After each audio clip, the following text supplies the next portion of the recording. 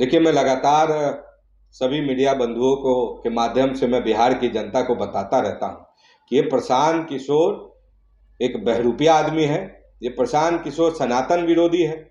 जब आप सनातन विरोधी की बात करते हैं तो आज आप देख लीजिए कि बिहार की पावन, इस सीतामढ़ी की पावन धरती पे आज प्रशांत किशोर जी आए, जहाँ पे बिहार ही नहीं पूरा देश जानता है कि आगामी 8 तारीख को इस माता जानकी का भव्य मंदिर, जिसकी स्वीकृति आदरणीय मुख्यमंत्री श्री नीतीश कुमार जी ने 882 करोड़ के लागत से ये भव्य मंदिर बनने जा रहा है, जिसका शिलान्यास देश के गृह मंत्री 8 तारीख को पुनौरा धाम में 1 बजे करने जा रहे हैं।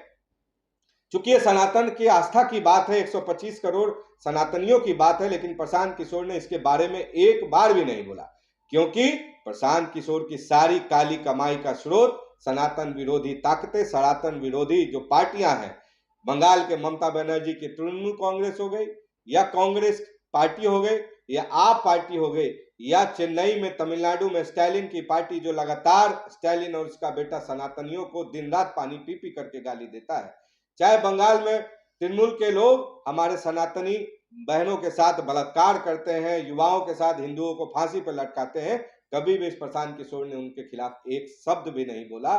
तो प्रशांत किशोर से कभी भी आप सनातनियों के पक्ष में कोई भी बात रहने की आप अपेक्षा मत कीजिए। अच्छा, पलायन के बारे में क्या कहिएगा? कहते 1 साल के अंदर में हम रोक देंगे पलायन करना, प्रशांत किशोर जी बताते हैं।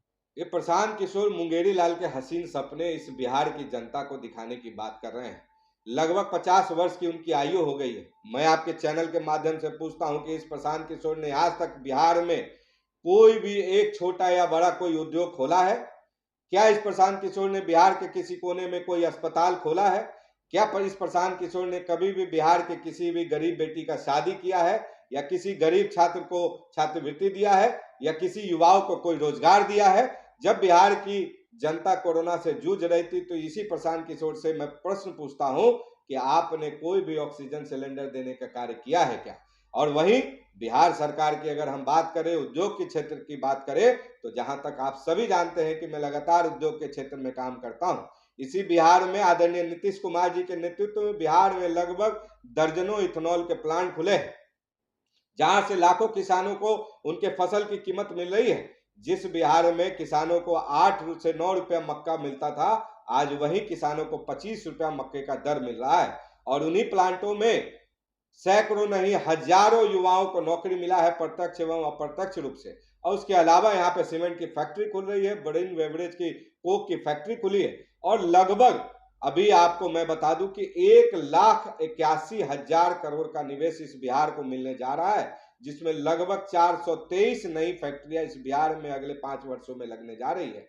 चाहे वो फूड प्रोसेसिंग यूनिट हो, चाहे वो हेल्थ एंड केयर हो, चाहे वो आईटी हो, चाहे वो दूसरे प्रोडक्ट हो, उनकी फैक्ट्री यहाँ पे खुलने जा रही है। प्रशांत किशोर जी के पास कोई रोड मैप नहीं है। और मैं आपको बता देता हूं कि प्रशांत किशोर वैसा आदमी है कि जिस तरीके से अगर आप बात करें तो सुपरस्टार अमिताभ बच्चन की, अमिताभ बच्चन का आपने मेकअप मैन को देखा होगा कि मेकअप मैन को लगता है कि मैं अमिताभ बच्चन के बाल को डाई कर दूं, थोड़ा सा स्नो पाउडर लगा दूं, तो अमिताभ बच्चन की सारी फिल्में मेरे पाउडर लगाने से ही हिट हो रही है। वही हाल इस प्रशांत किशोर का है कि इसने भी आदरणीय नरेंद्र मोदी जी के लिए पैसे लेकर के स्लोगन लिखने का कार्य किया, तो इनको लगा कि मैं स्लोगन अपने आप में लिख लूं तो मैं भी इस देश का प्रधानमंत्री भविष्य में या आज बिहार में मुख्यमंत्री बन जाऊं।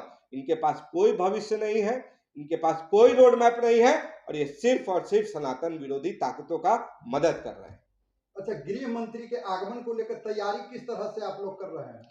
देखिए, ये हम 125 करोड़ सनातनियों के लिए गर्व का विषय है कि जिस बिहार के इस पावन धरती पे माता जनक जननी सीता जी के धरती पे पुनौरा धाम में 8 अगस्त को भव्य मंदिर का शिलान्यास होने जा रहा है, जिसमें मधुबनी, दरभंगा, मुजफ्फरपुर, मोतिहारी, शिवहर, सीतामढ़ी के साथ साथ बिहार के साथ साथ देश के कोने कोने से साधु संतों की लाखों की संख्या में यहाँ पे श्रद्धालु जुट रहे हैं। और इस शिलान्यास के बाद एक बहुत बड़ी श्रद्धालु सभा होने जा रही है। और आप पूरे शहर में देखिए कि किस तरीके से पूरे शहर को सजाया जा रहा है। चारों तरफ बैनर पोस्टर लगे हैं, और 8 तारीख को पूरे सीतामढ़ी के हर मंदिर और मंदिरों में राम जी का धुन चलेगा, माता जानकी का धुन बजेगा, चारों ओर दीपोत्सव के तरह इस त्योहार को मनाने जा रहे हैं हम लोग। और ये सदियों से हम इंतजार कर रहे थे माता जानकी का। पहले आदरणीय प्रधानमंत्री जी के मदद से, उनके नेतृत्व में अयोध्या में उनका ससुराल बना, और ये अब नया जल्द ही 1 साल के अंदर ही माता जानकी का भव्य मंदिर यहाँ पे पुनौरा धाम में बन के तैयार होने जा रहा है। क्या लगता है इस बार भी एनडीए की सरकार बनेगी? देखिए, बिहार के 14 करोड़ बिहार वासियों को आदरणीय मुख्यमंत्री नीतीश कुमार जी, हम लोग के स्वर्गीय सुशील मोदी जी, और अभी वर्तमान में हम लोग के उप मुख्यमंत्री आदरणीय सम्राट चौधरी जी, विजय सिन्हा जी के नेतृत्व में लगातार विकास के कार्य हो रहे हैं।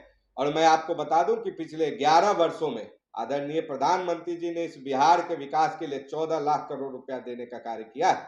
और आदरणीय मुख्यमंत्री जी ने अभी वृद्धा पेंशन के तौर पे 400 रुपए की राशि बढ़ा के 1100 रुपए करने का कार्य किया है।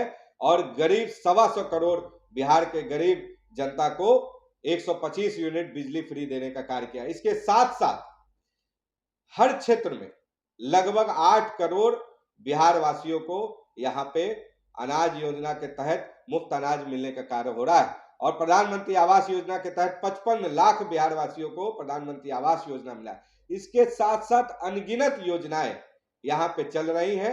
5 लाख का आयुष्मान योजना यहाँ के बिहार वासियों को, वृद्धाओं को, सबको देने का कार्य किया है। और बिहार की जनता 1995-90 से 2005 का जो जंगल राज था जिससे त्रस्त थी, उस राज्य को हटा करके आदरणीय मुख्यमंत्री जी के नेतृत्व में विश्वास करते हुए पिछले लगातार 20 वर्षों से उनको सत्ता में देने का कार्य किया है। पुनः 2025 में 225 सीटों के साथ हम लोग एनडीए की डबल इंजन की सरकार बनाने जा रहे हैं। अच्छा, राजद वाले बता रहे हैं जो वृद्धा पेंशन में वो पेंशन योजना जो बढ़ा है, तो हम लोग घोषणा किए थे 2000 रुपया, तो इसी का नकल किया। इस पर क्या कहना चाहेंगे? देखिए, मैं नौमी फेल व्यक्ति की कोई बात को सीरियस नहीं लेता। ये नौमी फेल जिसके माँ बाप दोनों मुख्यमंत्री रहे इस बिहार में, वो व्यक्ति खुद तो पढ़ा नहीं, नौमी फेल हुआ। बड़ा भाई 11वीं फेल हुआ, बहन फर्जी डॉक्टर बनी। तो जिस लालू जी ने, जब बिहार की जनता ने उस पर विश्वास करके उनको इस गद्दी पे 1990 में बिठाया, तो उसने जनता के विश्वास को धोखा देते हुए पशुओं का चारा चुरा के चारा घोटाला किया, जिसके कारण भारत सरकार ने उनको जेल भेजने का कार्य किया, अलकतरा घोटाला किया। और जब वो खुद हटे इस गद्दी से, तो अपनी अनपढ़ पत्नी को मुख्यमंत्री बनाने का कार्य किया। और जब उप मुख्यमंत्री बनाने की बारी आई, तो उनको इस बिहार में कोई भी यादव समाज का लड़का उनको याद नहीं आया। अपने 9वीं फेल बेटे को उप मुख्यमंत्री बनाया, 11वीं फेल बेटे को स्वास्थ्य मंत्री बनाया, फर्जी बेटी को डॉक्टर की डिग्री ली है उसको राज्यसभा सांसद भेजने का कार्य किया है। ऐसे व्यक्ति से कोई भी यहाँ पे विकास का कार्य नहीं हो सकता। बिहार की जनता जानती है कि 9वीं फेल व्यक्ति को कोई चपरासी की भी नौकरी नहीं देता है। सब समाज का व्यक्ति अपनी बेटी के लिए 9वीं फेल दामाद नहीं लाता है। तो इस बिहार की जनता युवाओं के भविष्य को संभालने के लिए कभी भी 9वीं फेल व्यक्ति को मुख्यमंत्री नहीं बना सकती। और रही बात, मैं आपके चैनल के माध्यम से यादव बंधुओं को भी बोलता हूं कि लालू यादव जी के बाद ये तेजस्वी यादव आपके समाज को भी खत्म कर देगा। यही ढाका में राजा यादव को मुसलमानों ने इसका बाह काट दिया, इसी मुहर्रम में अजय यादव को मार दिया गया। मैं पूछता हूं आपके चैनल के माध्यम से कि क्या कभी तेजस्वी यादव इन दोनों के परिवार पे जाके पूछा कि आपका कैसे यह हत्या हुआ? कभी मुसलमानों से पूछा कि तुमने मेरे यादव भाइयों को क्यों काटा, क्यों मारा? तो ये व्यक्ति कभी मुख्यमंत्री नहीं बनेगा, लेकिन यादवों के पूरे कुनबे को खत्म कर देगा। वही भारतीय जनता पार्टी हमारे यादव समाज के भूपेंद्र यादव जी को केंद्र में मंत्री बनाया, मध्य प्रदेश में मोहन यादव जी को मुख्यमंत्री बनाया, इसी बिहार से नित्यानंद राय जी को गृह राज्य मंत्री बनाने का कार्य किया, और हमारे नंदकिशोर यादव जी को विधानसभा अध्यक्ष बनाया, और दर्जनों यादव भाइयों को और बहनों को सदन में भेजने का कार्य किया है। मैं यादव बंधुओं से बोलता हूं कि आज भी समय है। सनातनियों को आप मानते हैं, आप सनातन में विश्वास करते हैं, आप ऐसे सनातन विरोधी ताकतों को छोड़ के आदरणीय नीतीश कुमार जी, आदरणीय प्रधानमंत्री जी के नेतृत्व को स्वीकार कीजिए। हम लोग आपको सहर्ष अपने परिवार में स्वागत करेंगे। चलिए, बहुत बहुत धन्यवाद हमारे साथ बातचीत करने सर, के एक सवाल और है हमारा। बिहार विधानसभा का चुनाव होना, ऐसे में आपने रीगा विधानसभा में इस बार कई बार दौरा किया है, इस पर आपका क्या राय है सर? देखिए, मैं भारतीय जनता पार्टी का एक मजबूत कार्यकर्ता हूं, लगातार पार्टी के विस्तार के लिए कार्य कर रहा हूं।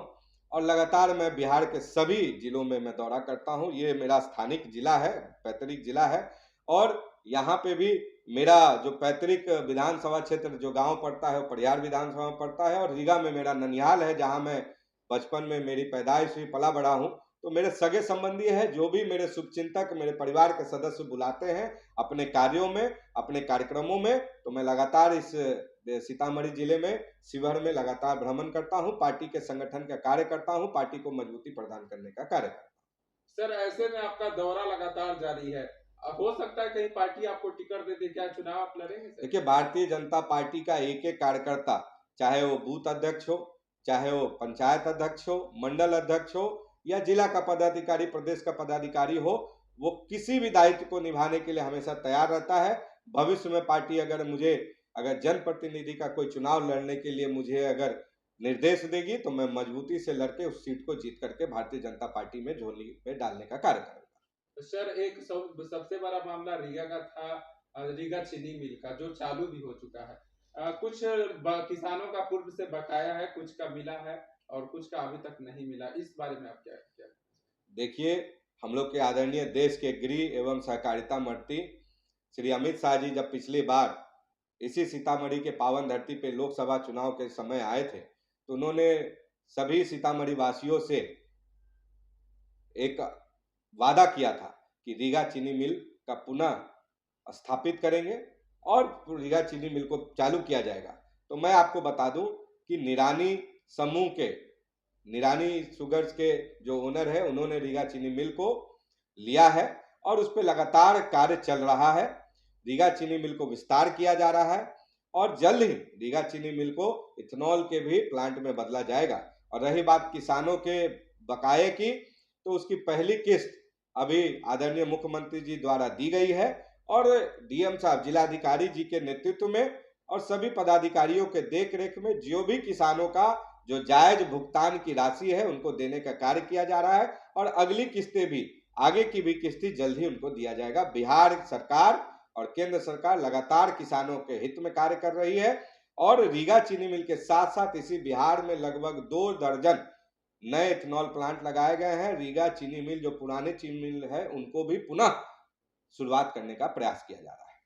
सर, कांग्रेस द्वारा लगातार देख रहे हैं कि कैंपेन किया जा रहा है माई बहन योजना के लिए, जो कह रहे हैं कि हमारी सरकार आएगी तो 2500 रुपया के पेंशन के माई बहन के योजना के रूप में दिया जाएगा, इस पर आपकी क्या राय है? देखिए, मैं महागठबंधन के लोगों से बोलना चाहता हूं और मैं बिहार की जनता को बताना चाहता हूं कि इसी महागठबंधन की सरकार 1990 से 2005 तक थी, जिसमें हजारों माताओं ने अपना बेटा खोया है।